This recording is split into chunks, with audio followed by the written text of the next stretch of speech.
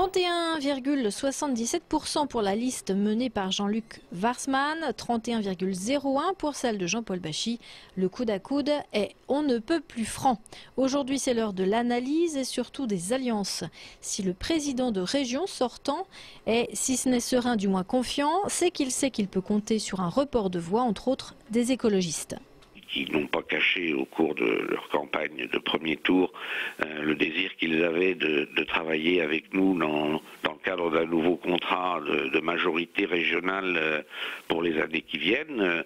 Je pense aussi à tous ceux qui ont éparpillé leur voix sur telle ou telle autre liste de gauche et qui tout naturellement vont rejoindre notre volonté commune de tout faire pour nous opposer à cette espèce d'OPA que le parti sarkozyste veut aujourd'hui faire sur toutes les régions et notamment la nôtre. Si le rassemblement à gauche se fait, Jean-Paul Bachy pourrait obtenir 48% de voix, un chiffre que l'UMP souhaite naturellement dépasser, mais sans union hors nature. La liste menée dans l'Aube par Gérard Menuel ne prévoit pas d'alliance entre la carpe et le lapin.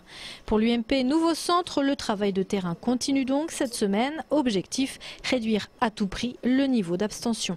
Il faut naturellement mobiliser et encourager les électeurs, ne serait-ce que sur un plan civique, à se rendre aux urnes pour le second tour.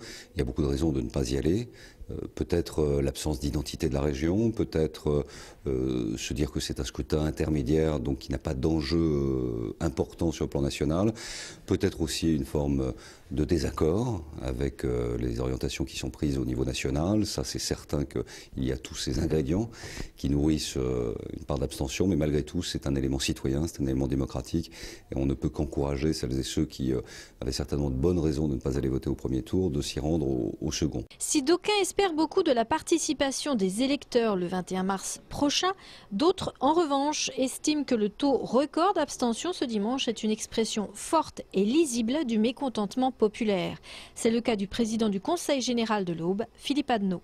Eh bien, moi j'attends du niveau national qu'ils prennent conscience de ce fait, qu'ils annoncent qu'ils vont modifier un certain nombre de choses et non pas amplifier des réformes qui ont donc excédé les citoyens.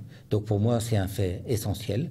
Si cette majorité ne change pas de langage, ne dit pas clairement qu'elle va prendre, qu'elle va acter de cette situation et donc modifier un certain nombre de choses, je pense que l'élection de dimanche prochain pourrait très mal se passer. Des élections qui pourraient très mal se passer pour les uns ou rose victoire pour les autres, dans tous les cas aux urnes citoyens dimanche prochain.